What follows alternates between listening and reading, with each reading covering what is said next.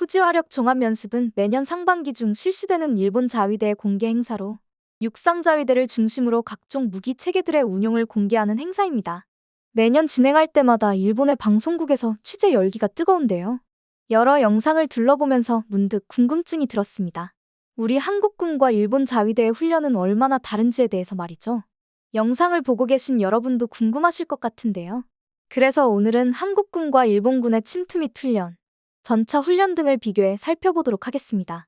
일본의 자랑이라는 후지화력 종합 연습 중 일부를 먼저 보시겠습니다.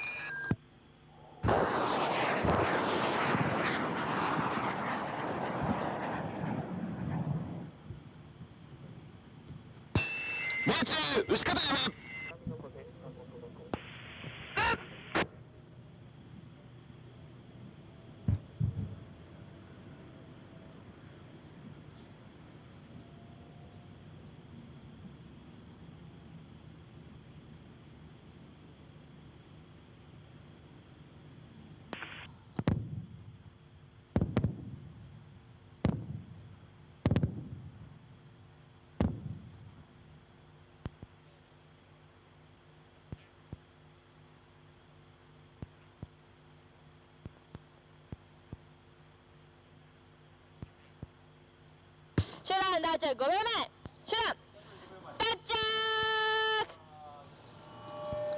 今さあシュラン大着5秒前さあシュラン大着今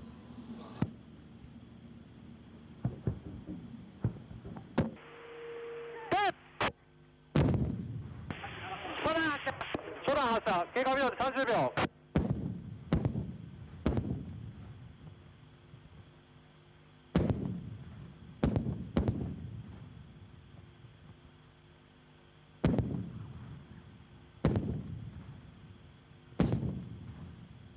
空3着5秒前空3着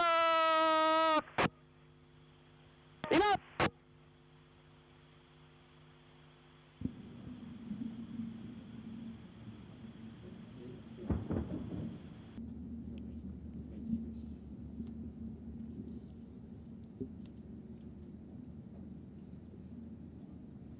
続いて進入してきた黄色で表示している車両で牽引された下方は FH70。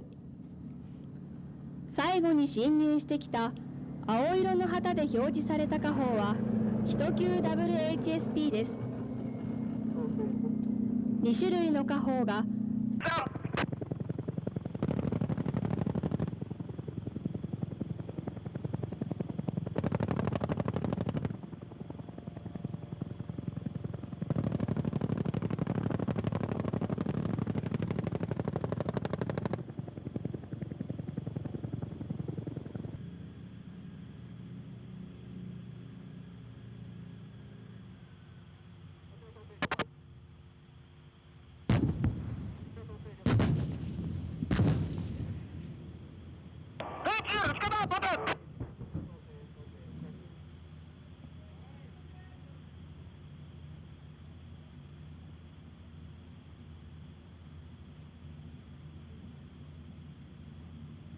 左手から90小隊が進入してきました。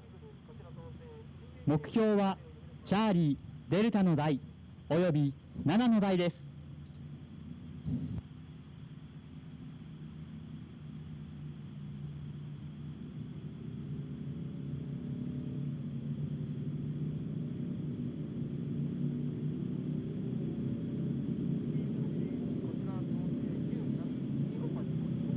チャーリー、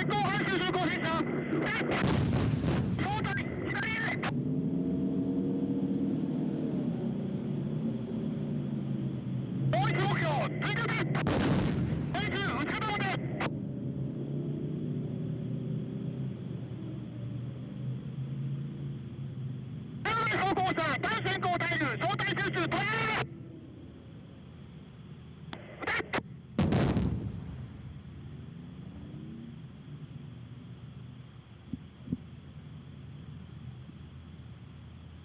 スタイルだぞ。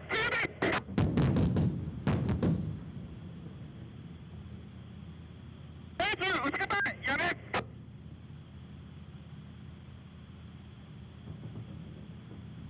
射撃を終えた90小隊が74小隊の射撃支援のもと離脱を開始します。90小隊答えよい。待て。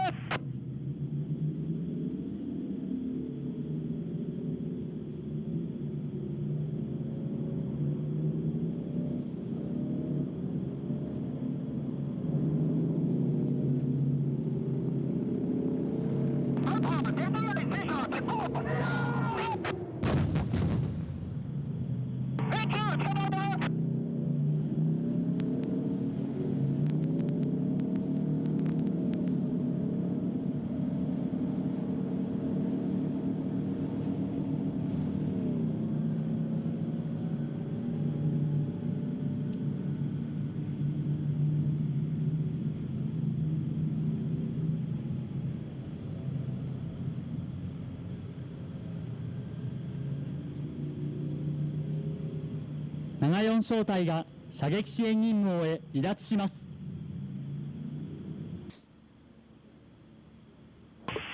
こちら1小隊黒台装甲車確認射撃する。84ラブ黒台装甲車300します。84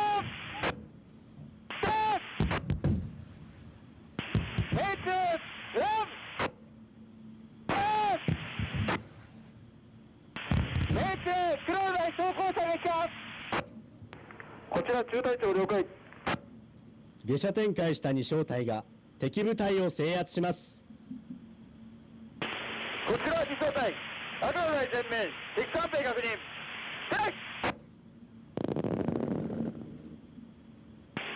撃ち方やばい。敵艦兵撃破。黒台弾道数敵艦兵確認制圧する。8をリーダー A か黒台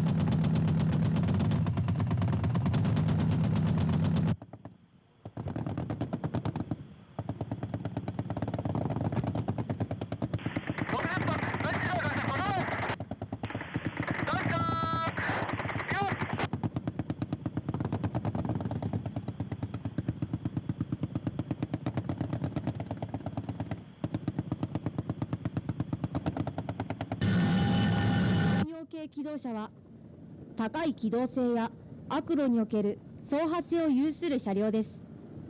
偵察、指揮 나름 열심히 준비한 티는 나는데 밋밋하기만 하다는 느낌을 지울 수 없습니다. 바로 이어서 한국 군대의 영상을 보시겠습니다. 먼저 707 부대의 훈련 장면입니다. 여러분, 지금 707 특수임무단 작전팀이 버스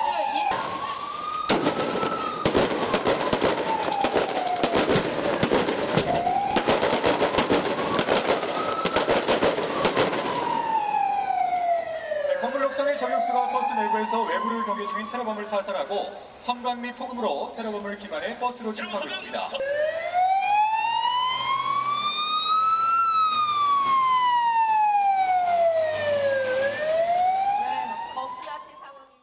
이것만 봐도 벌써 일본 군대의 훈련과는 차원이 다른 게 느껴지는데요.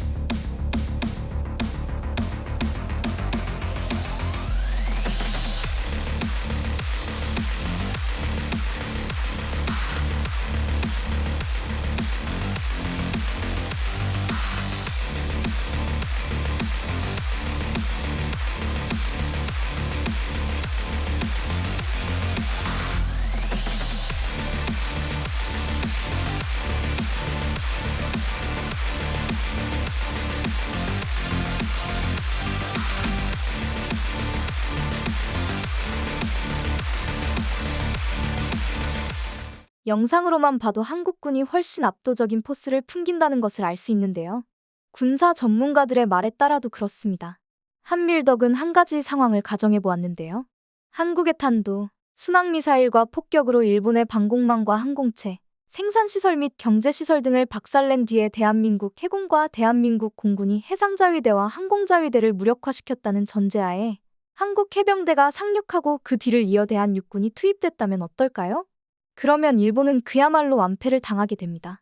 육상자위대는 군단급 부대가 5개 정도밖에 없고 육자대 4단급 부대들은 실질적으로는 외국의 정규군과 비교하면 여단급 수준에 불과하기 때문이죠.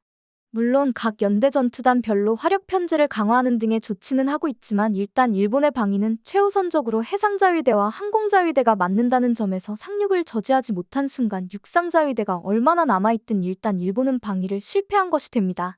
한국 육군은 북한과의 대규모 전면전을 의식해서 징병제를 바탕으로 대량의 기갑, 포병 전력과 이를 뒷받침할 충분한 보병을 보유하고 있지만 육상자위대는 상륙처지와 정밀포격, 대게릴라전 등의 치중한 전력을 갖고 있는 데다 인원 또한 한국군에 비해 현저히 적기도 합니다. 따라서 육상자위대는 땅 위에서 벌어지는 대규모 전면전에서 가장 중요한 능력인 화력과 병력이 부족한 것이죠. 때문에 이 항목의 전제인 해상, 항공자위대의 배제가 완료된 상황에서 한국 육군이 안정적으로 보급을 받으며 땅을 밟고 싸운다면 인원도 적고 화력도 부족한 육상자위대가 대한민국 육군을 이기는 것은 사실상 불가능하다고 볼 수 있는 것이죠. 더군다나 계속 전력을 증강 중인 한국 육군과는 달리 육상자위대는 그 규모가 점점 축소되고 있는 상황입니다. 따라서 양국의 육군력 격차는 향후 더더욱 심하게 벌어지게 되겠죠. 한편 방산 무기 분야에 있어서도 일본 군대의 허점이 드러났는데요. 일본 해상자위대 3등해자 출신의 군사 저널리스트 몬타니 스초가 지난해 7월 니칸 겐다이 기고를 통해 일본 무기는 성능은 떨어지는데 가격은 세계 최고라면서 자위대 창설 이후 70년간 정부의 과잉 보호를 받으며 스스로 경쟁력을 상실했다고 신랄하게 지적했기 때문입니다. 일부 내용을 살펴보겠습니다. 기시다 후미오 정권이 지난달 방위장 비품 생산 기반 강화법 입법을 통해 방위산업에 대한 지원을 확대하기로 했다. 국가가 자금을 제공해 무기의 생산 및 수출을 지원하는 내용이다. 하지만 계획대로 진행되지는 않을 것이다. 그동안 응석바지로 키워온 못난 일을 더욱더 나약하게 만드는 내용이기 때문이다. 일본 방산시장은 정부의 보호주의를 통해 지켜져 왔다. 방위당국은 값싸고 성능 좋은 외국산 무기가 있어도 사지 않고 국내 방위산업을 보호한다며 값은 비싸면서 성능은 떨어지는 국산 무기를 구매해왔다. 카르텔도 공공연하게 유지되어 왔다. 방위당국과 방산업계는 찰떡궁합이 돼 회사별로 주력 제품을 할당해왔다. 전투기는 미쓰비시 중공업, 초계기는 가와사키 중공업, 중형헬기는 후지 중공업, 비행정은 신메이와가 나눠 갖는 시기다. 기업들은 국내 경쟁도 면제받고 있는 것이다. 사정이 이렇다 보니 계약 관행이나 금액도 비상식적이라고 몬타니는 지적했습니다. 과거에는 수의계약만 존재했다. 지금은 일반 경쟁 입찰이지만 신규 참여는 어렵다. 지급 금액도 계약 가격이 아닌 협의를 통해 결정하는 경우가 많다.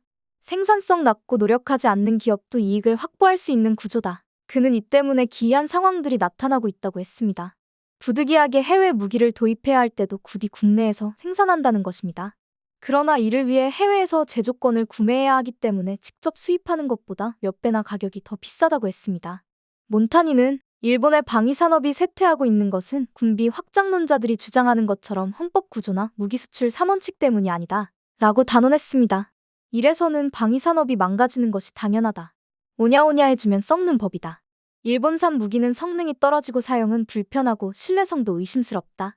그러면서도 가격만 세계 최고다. 그는 일본의 방산 경쟁력은 이미 중국과 한국의 무기 산업에 밀리고 있으며 머지않아 북한에도 밀릴지 모른다고까지 우려했습니다. 정부는 이렇게 엉망인 방위산업을 더욱더 보호하려 하고 있다. 방위 장비 생산 기반 강화를 명분으로 기존보다 더 공고한 산업 보호를 추진하려 하고 있다. 몬타니는 이러한 시도는 분명 쓸데없는 재정 낭비로 끝날 것이라며 무엇보다 일본 방산업계가 국가의 산업 보호에 의존하고 거기에 최적화되어 온 탓에 자립의식이 없다는 것이 문제라며 글을 맺었는데요. 몬타니는 일본인이지만 자국의 문제를 제대로 꼬집는 사람이야말로 진정한 애국자가 아닌가 싶습니다. 점점 더 쇠퇴하고 있는 일본의 군대와는 달리 한국 군대는 갈수록 강력해지고 있습니다.